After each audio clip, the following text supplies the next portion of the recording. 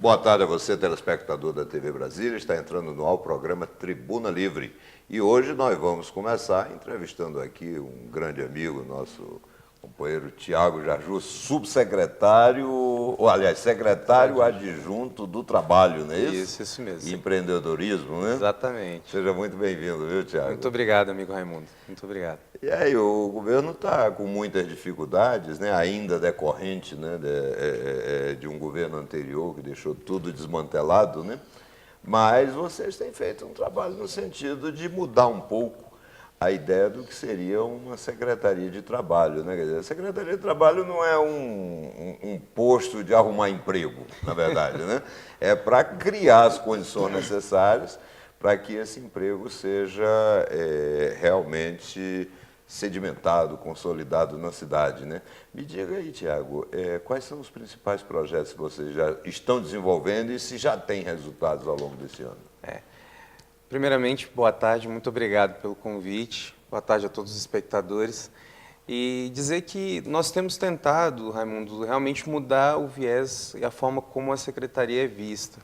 E realmente o nosso foco, o nosso público principal é o trabalhador, mas hoje a Secretaria Adjunta do Trabalho já há alguns meses vem criando um elo de ligação e uma relação extremamente saudável também com os empregadores. A gente entende que nós temos que ter uma relação próxima também com quem emprega, até para entender as questões sensíveis, quais são as carências, quais são as demandas do mercado que emprega hoje. Então, nesse sentido, hoje nós temos como grande parceiro da Secretaria o Fórum do Setor Produtivo, com quem nós nos reunimos uma vez por mês, mensalmente estamos sentando com eles, para entender quais são as questões, o que está faltando. Está faltando capacitação, está faltando qualificação. Nós estamos agora com uma excelente notícia, que agora, a partir do final do mês, nós estaremos reabrindo o programa de microcrédito, que é o Prospera, que nós, dos 9 milhões que estavam... BRB está no meio disso? BRB é o nosso agente financeiro, né? O programa de microcrédito foi criado em 1994, através do FUNGER, que é o Fundo de Geração de Emprego e Renda, que fica dentro da Secretaria.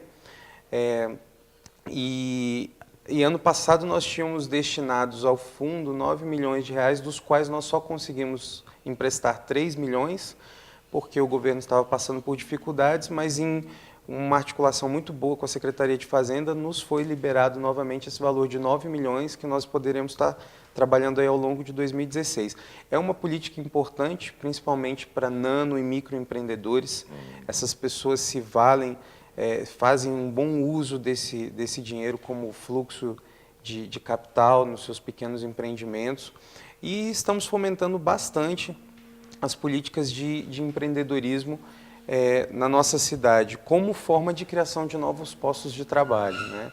Como diz lá hoje o próprio secretário Joivale, né? Nessa época de dificuldade, se você não tem um emprego, crie o seu próprio emprego. Então, nós estamos muito numa política de desenvolvimento e fomento ao empreendedorismo na nossa cidade. Mas veja, eu imagino que a tarefa é uma tarefa difícil, né? Porque o Brasil inteiro está caminhando para o desemprego, né? Sim. Você veja que a crise é muito grande, né? Falta dinheiro. Quando falta dinheiro, a primeira coisa que o empresário pensa em realmente fazer os cortes, e o corte é feito em cima do empregado. Com certeza. E isso, ao mesmo tempo que tem, né, o aspecto negativo, que é tirar a receita do trabalhador, né? Mas tem um aspecto que pode ser positivo potencialmente, né? Que é estimular a criatividade, né? Exatamente. Você precisa encontrar a solução, né? Nós temos hoje várias pesquisas no âmbito das questões de empreendedorismo que apontam Brasília sempre entre as 5 capitais mais empreendedoras. Normalmente ela aparece ali entre 4º, 5º ou 6º lugar nas capitais mais empreendedoras do país. Então, eu acho que todo esse cenário, como você colocou muito bem, esse cenário que não é meramente da nossa local, cidade, né? é um cenário nacional. A gente vê aí o Estado, o governo federal também enxugando e diminuindo o seu tamanho.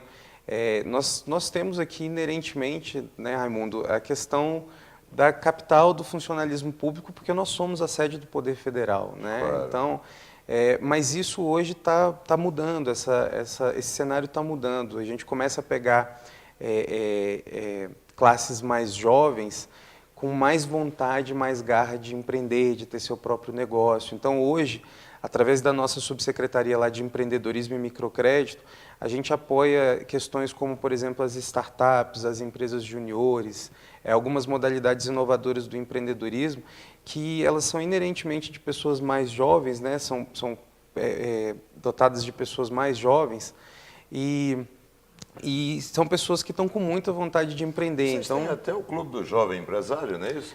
Você não é mais desse clube, né? eu fazia parte... Naturalmente, né? O tempo se encarregou de tirar, né? Embora jovem ainda, embora jovem, 32 anos, mas eu fiz parte da Câmara de Dirigentes Lojistas Jovem, da CDL Jovem. Ingressei aos 25 anos, fui presidente por 2 anos, de 2012 a 2014. Né? Quer dizer, o jovem, ele já assume a sua condição de empresário. É muito cedo, né? E é importante isso, na verdade. Né? Porque quando se fala em empresário, o pessoal pensa acima de 40, 50 anos. Né? Mas não, aqui em Brasília nós temos muito isso, né? Nós temos muitos jovens que adotam, né, o ramo empresarial. Né? E me diga uma coisa, a Secretaria de Fazenda e de Desenvolvimento Econômico, ela tem ajudado, porque um dos maiores estímulos, né, do emprego, um dos maiores geradores de emprego, né, é exatamente a questão do incentivo fiscal. Sim. Né? Quer dizer, o que a gente ouve falar é de uma fuga permanente, né, do empresariado local, principalmente para o estado de Goiás, que oferece determinados incentivos. Né? E quando a gente diz assim, está fugindo daqui para o Goiás, parece que o Goiás é longe. Não, o Goiás é bem aqui. Na nossa fronteira, Valparaíso, né? É aqui do lado, entendeu? É então, você anda 20 quilômetros e está lá, né? Existe alguma coisa? Nós estamos tentando mudar esse quadro, tentar criar incentivos, porque é aquela velha história. O governo não precisa de dinheiro, ele precisa não ter problema. E ele não tem problema quando está todo mundo empregado. Exatamente. Né? Essas questões de incentivo fiscal, elas são um pouco delicadas aqui na nossa cidade. A gente tem ouvido muito do Fórum do Setor Produtivo. Nós precisamos de mais apoio, precisamos de incentivo fiscal. Não é aumentando o imposto que se arrecada, às vezes é tirando que você aumenta a arrecadação.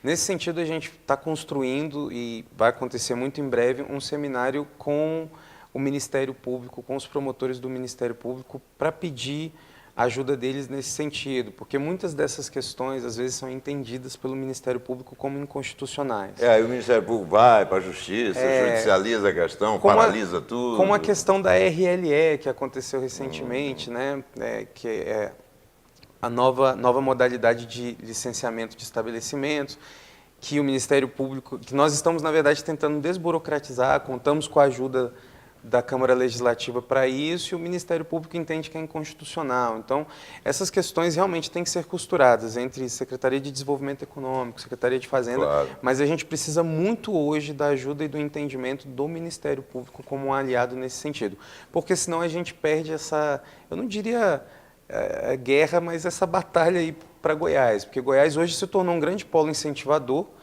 né, com incentivos fiscais. Nós já temos aí a notícia de um novo polo industrial perto de Alexânia, que vai se iniciar.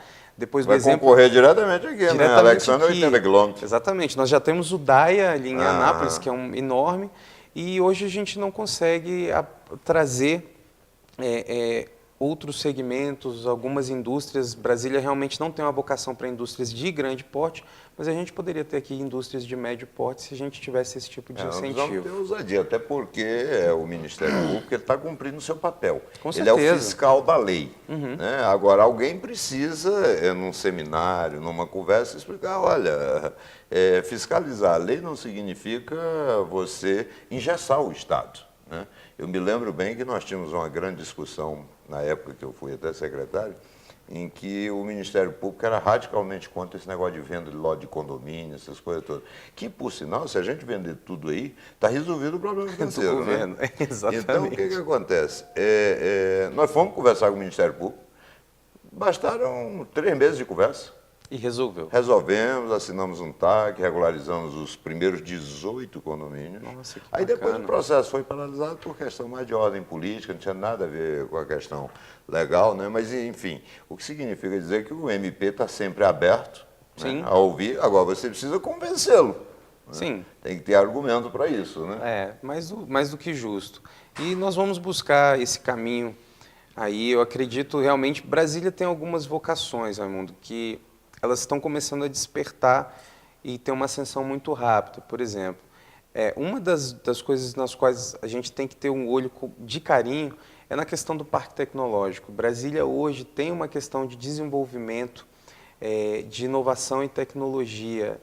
Essas novas gerações que estão vindo aí, por exemplo, nós temos mercados hoje que a gente se atenta muito a ter cuidado com eles. Por exemplo, o mercado das startups. Brasília tem um ecossistema de startup enorme. Explica pra gente o que é startup. De forma mais pragmática, assim, objetiva, as startups são empresas que começam com um baixíssimo custo, na verdade, nascidas de uma ideia que pode ser escalável, pode receber investimento e pode ser escalável num nível infinito. E aí nós vamos ter como exemplos mais famosos de startups o Facebook foi uma startup, o WhatsApp é uma startup, o Uber foi uma startup. Então, assim, nós temos hoje, a grande parte das maiores empresas do mundo são startups. Nasceram, às vezes, da cabeça, da ideia de um jovem, ele, o laptop dele, ele não tinha dinheiro, mas recebeu um investimento, dali ele se escalou. Ele vai crescendo à medida que vai. E ele vai crescendo. Para se ter ideia do que isso representa, nós já tivemos startups nascidas na nossa cidade, na nossa capital, em Brasília. Uma delas é um caso muito bacana, que ele não encontrando aqui o ambiente para se desenvolver, ele foi para o estado de São Paulo, que lá ele encontrou esse ambiente.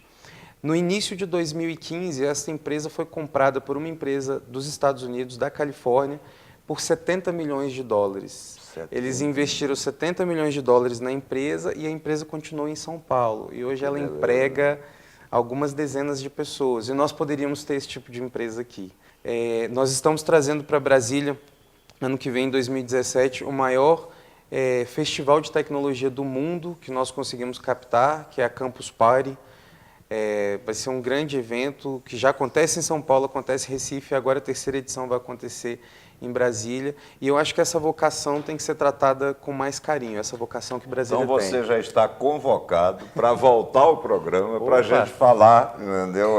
Desse evento, tá certo? Com o maior prazer. Mas olha, Tiago, quero lhe agradecer muito, porque o nosso tempo é muito curto também, né? O tempo de televisão é muito rápido, né? Mas quero lhe agradecer muito, desejar muito sucesso, fazer com que Brasília realmente reencontre a sua vocação histórica. A vocação histórica de Brasília é ninguém desempregado.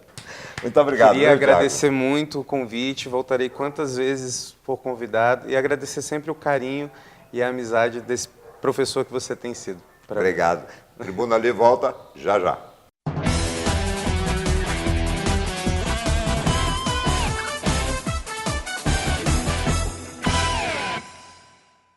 Estamos de volta com Tribuna Livre e agora vamos falar sobre um entretenimento, uma coisa que é muito importante na vida das pessoas, né?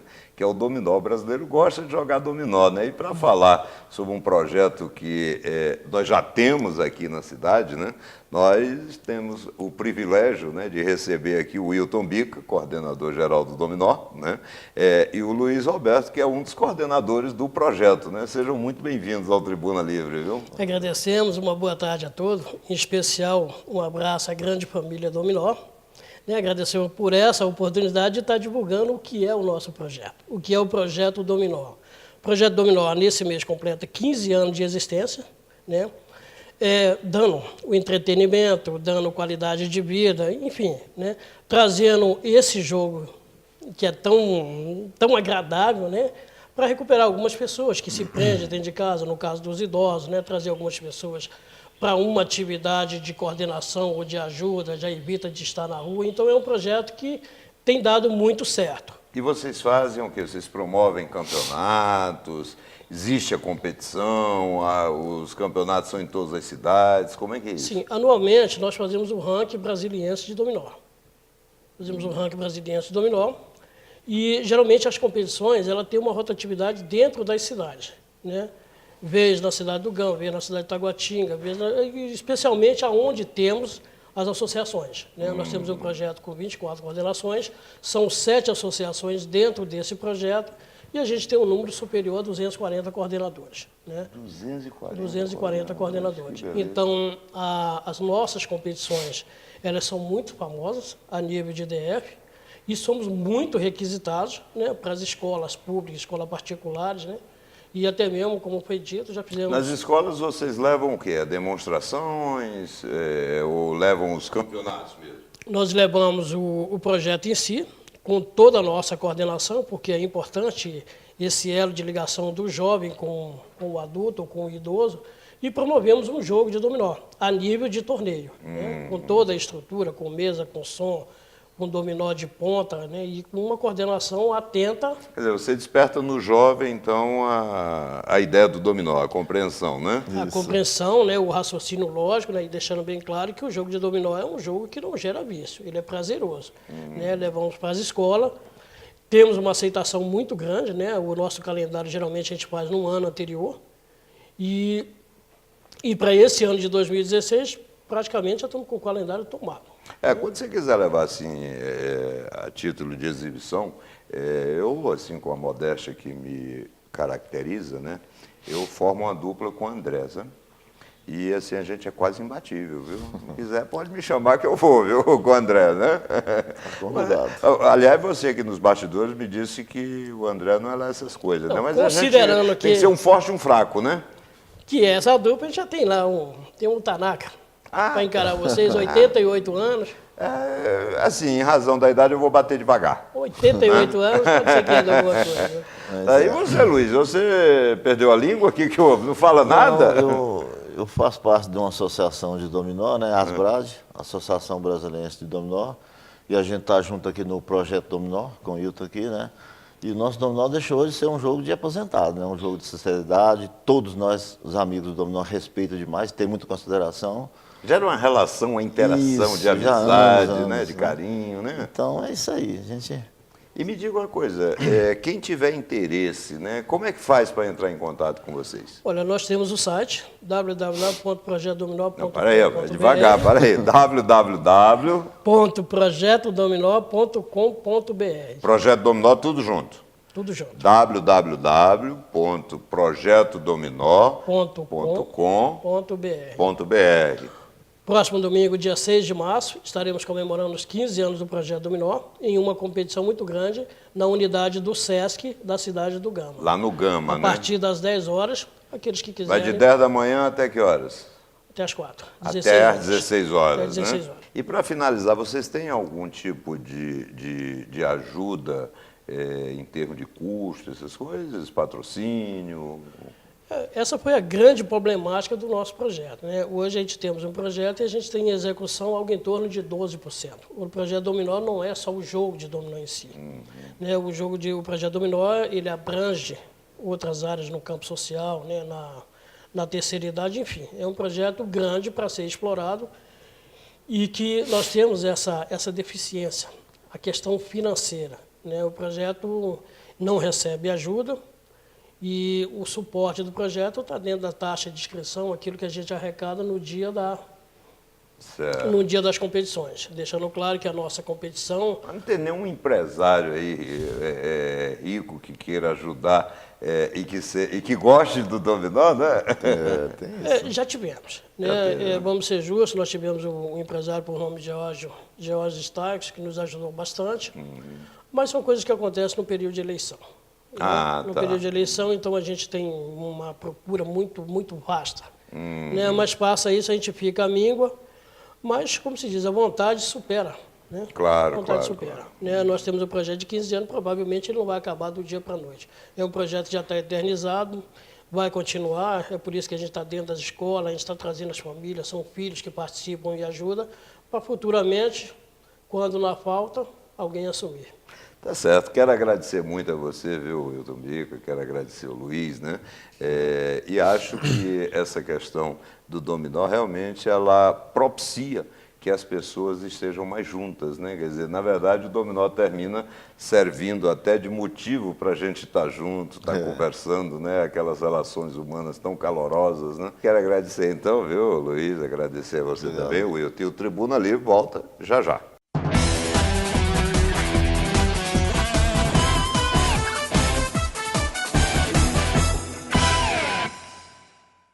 Estamos de volta com o Tribuna Livre e agora vamos falar um pouquinho sobre futebol, né? Vocês entendem alguma coisa disso? Né? A gente vai aprender Nós temos um aqui pouquinho. o Alan, né? E temos o Everson, que eu cortei o ponto na semana passada, né? Porque o cara não aparece, eu não estou entendendo. Sabe esses caras? É estrela. É estrela, né? Estrela aparece quando quer, é o último que chega, né? Na verdade, Raimundo e telespectadores da TV Brasília, a gente estava fazendo uma especialização maior no assunto futebol e esportes no Brasil, em Brasília e no mundo. Então, foi necessário essa ausência para buscar uma especialização maior no Ele assunto. tenta ser modesto, mas eu acho que lhe faltam argumentos. Argumentos, exatamente. Mas os argumentos são esses. Eu fui me especializar para poder trazer para o telespectador da TV Brasília mais informações acerca do esporte em Brasília, no Brasil e no mundo, e é o que a gente vai trazer. Eu gosto de ouvir ele falar, viu? Né? Acho bacana. Fala bonito, eu né? aprendo, eu não entendo nada, mas ele fala, é, entendeu? verdade. Eu não entendo nada, mas vamos lá. Mas me diga uma coisa, e o Fla-Flu, rapaz, 32 mil pessoas, hein? Eu ainda achei pouco. Achei Também que pudesse achei, ser eu mais pensei que ia dar torcedores. 40, 50 mil É, pessoas. por aí. né? Agora, eu também achei que faltou divulgação, né? Faltou mais divulgação. Você achou? Achei que faltou mais divulgação. Você passava 2 chamadas na TV por dia, isso é pouco para chamar uma partida dessa Agora, os dimensão. preços também, né? O pessoal tem que, né? A gente tem que valorizar a quantidade, né? Tem que Não, levar exatamente. 70 mil pessoas. Você coloca um valor de 50 para inferior e 30 para superior, eu acho que tá mais que suficiente. Você lota aquele estádio. Vai ter agora Flamengo e Figueirense, não abaixaram Pela os preços. primeira liga, né? Pela primeira liga, não abaixaram os preços.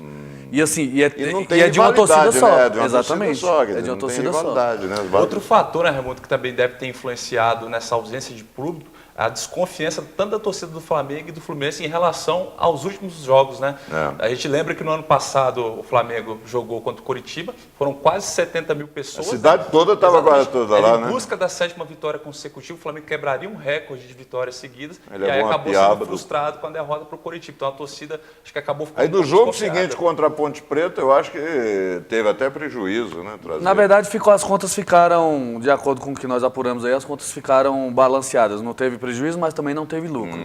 O início de campeonato carioca do Fluminense irregular e do próprio Flamengo também acabou, acho que, afugentando o torcedor. Mas, enfim, a tendência é que tanto Flamengo e Fluminense voltem a mandar jogos Mas tem em uma Brasília. briga aí com a federação, tá uma A brigaiada. FED, né, a Federação do Rio de Janeiro, proibiu que os jogos do Campeonato Carioca fossem feitos fora do Rio de Janeiro, né? Apesar deles não oferecerem e qual é o estádios... lugar que eles oferecem? Exatamente. pra ter o Apesar jogo? deles não oferecerem estádios em condições de ter um clássico Flamengo e Fluminense, por exemplo, eles não querem que os jogos sejam realizados lá. Aí ofereceram não vai Volta entender. Redonda. Volta Redonda não tem condições de Volta Redonda cabe receber. 20 mil pessoas, Exatamente. quando, assim, entupindo, né? Flamengo e Fluminense numa boa fase, se chegarem numa boa fase, que estão em evolução, os dois times estão em evolução, se chegarem numa boa fase, não suporta as duas torcidas. Agora, Então, agora acho que está com os dias contados essa perseguição, essa implicância da federação com o Flamengo e o Fluminense, impedindo essas equipes de mandarem jogos, por exemplo, em Brasília. No Campeonato Brasileiro, eles vão fazer a solicitação a cada jogo e vão conseguir, com certeza, mandar boa parte dos seus jogos Claro, aqui. no Rio não tem estádio. Quer dizer, você tem o Maracanã que está sendo preparado para a Olimpíada.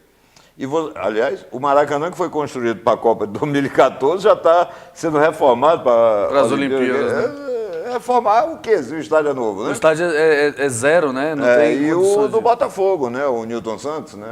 mas agora o Newton Santos, desde que foi construído, ele vive numa constante reforma, né? A gente não entende o porquê que... Tá penso, né? Tem um negócio lá que... Diz que tem uma parte que está quase caindo, né? Mas a gente nunca vê essa parte, eles nunca mostram. Falam que tem uma parte, mas nunca mostram. E está em constante reforma. E essa ausência, Raimundo, de praças esportivas no Rio de Janeiro por conta da Olimpíada vai fazer com que Brasília entre na rota dos eventos esportivos que não seja o futebol. As finais da Superliga Feminina e Masculina de Vôlei estão confirmadas para Brasília no ginásio Nilson Nelson para 3 e 10 de abril. O Final Four da Liga das Américas de basquete pode acontecer em Brasília também no ginásio Nilson Nelson, por conta do ginásio da Arena da Barra já está à disposição das Olimpíadas. Então, Brasília, nesse mês de março e abril, e também no Campeonato Brasileiro, deve entrar na rota dos eventos Agora, esportivos. explica, eu não consigo entender, eu queria entender isso. Os times de maior apelo popular no Brasil, os times do Rio de Janeiro, Flamengo, Vasco, Fluminense, Botafogo, não tem lugar para jogar. Mas é aquilo que você falou no começo, é a perseguição. Tentaram levar, inclusive, para o Parque do Sabiá, que é em Juiz de Fora, que é É dentro do Rio de Não, Janeiro, Parque praticamente. Sabiá é perdão, Uberlândia, né? Perdão, Juiz de Fora, agora me fugiu o Juiz de nome. Fora é o estádio do Tupi, né? Aí tentaram levar para lá o jogo. Lá o estádio comporta. Depois você matricula em geografia. Do outro lado, viu? Segunda vez, né, que isso É, acontece. Mas é verdade, tentaram levar para Juiz de Fora, que é praticamente dentro do Rio de Janeiro. Então, qual dificuldade teria? Nota-se claramente que é essa perseguição que está acontecendo, mas a CBF... Juiz de Fora é 2 horas. Mas a CBF já tá dando apoio ao Flamengo, ao Fluminense, a essas equipes. Mas as besteiras não são feitas só no Rio, não, né?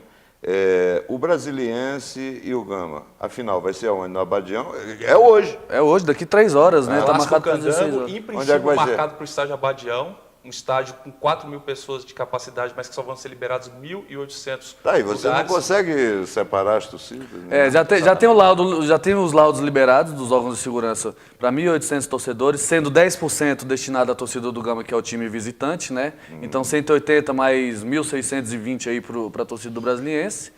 Vai ter muito torcedor do Gama fora do estádio. Aí eu já vejo que é uma questão de Segurança ordem externa. pública, segurança externa, que tem que ser feito um plano de ação para que se possa manter a paz do lado de fora do estádio. E que esse plano de segurança, ele faça num raio de pelo menos 2 km do estádio, uma segurança muito forte nas estações de metrô, na parte externa do estádio, porque realmente não vão só 180 torcedores do Gama que vão entrar dentro do estádio, vai ter muita gente ao redor. Tivemos confusão, briga das duas torcidas na rodada passada na estação do Guará. Então, realmente, as torcidas de Brasília agora descobriram no metrô como um ponto de encontro para a confusão. Então, se o plano de segurança não for feito, muito bem feito, a gente espera que tenha sido bem planejado, a gente pode ter, tomara que não, uma repercussão muito negativa do clássico. E me diga uma coisa, o futebol está mostrando que o entorno é de Brasília, né? O entorno é de Porque Brasília. o líder do campeonato É o Lusiânia, do entorno, né? é o Lusiânia. É o né? Lusiânia. 100% de aproveitamento, 5 jogos, 5 vitórias. Está realmente buscando repetir aquilo que ele conseguiu em 2014, quando o Lusiânia se tornou o primeiro time fora do Distrito Federal a conquistar o Campeonato Candango. E se Gama e Brasiliense, Brasília, Ceilândia e companhia não se cuidarem, a história pode ser... E o Ceilândia, para mim, é o time que mais bate de frente com o Lusiânia hoje dentro de campo, né? Porque é o que vem mais mostrando mais organização, como o Lusiânia tem mostrado. E um detalhe, o Lusiânia está com o mesmo treinador de 2014, né? Que foi campeão, que é o Ricardo Antônio. E ele disse que já tem a receita para o título desse ano, né? Agora vamos ver se os outros times Agora, conseguem veja bater. só, o campeonato do Distrito Federal, nós temos, evidentemente, os times do entorno também. Nós temos Lusiânia, Paracatu. Formosa, Paracatu E o Planaltina Goiás. e o Planaltina de Goiás. São né? 4 equipes de 12. Chamado popularmente de Brasilinha, né? Exatamente. Quer dizer, e o líder é o Lusiânia. É o Lusiânia. Ainda sobre o clássico, Raimundo, a gente vai ter o duelo do Gama, segundo colocado, contra o Brasiliense, que é o 4º colocado. O Gama tem a melhor defesa junto com o Ceilândia, apenas 1 gol sofrido. Então nós vamos ter um duelo de boa defesa contra bom ataque. O Brasiliense tem o terceiro melhor ataque. Terceiro. Então vai ser realmente um clássico que a gente pode esperar. Você está falando isso de coração ou você quer agradar o André que está lá atrás? Porque o André é torcedor do Torcedor Gama, do né? Gama? Não, a gente tem que falar tanto do torcedor do Gama do Brasiliense, porque as equipes estão em fase de evolução e que podem esperar um bom duelo dentro de campo. A gente espera que não tenha violência dentro e fora do estádio e que realmente é uma oportunidade para ver a atmosfera que o Abadião, a cidade da Ceilândia, vai reservar pela primeira vez para o Clássico Candango. Aliás, as torcidas do Brasiliense e do Gama, que é onde reside, né, a maior rivalidade, acho que elas poderiam dar assim, um exemplo, né? Se juntarem, né, em prol do futebol, em prol da paz. Mostrar que a rivalidade é só dentro de campo, né? A rivalidade só dentro de campo e acabou. Entendeu? Não precisa ir, né, fora dos gramados, né? É verdade. A gente E nem espera nas que- arquibancadas. As arquibancadas você tem que torcer pro seu time, incentivar, vaiar se for o caso. Grita, vai, Exatamente. aplaude. Mas não pode passar disso, né? Jamais. Bem, eu quero agradecer a vocês, né? Mas quero principalmente agradecer ao nosso telespectador pela sua paciência, pela sua audiência, né?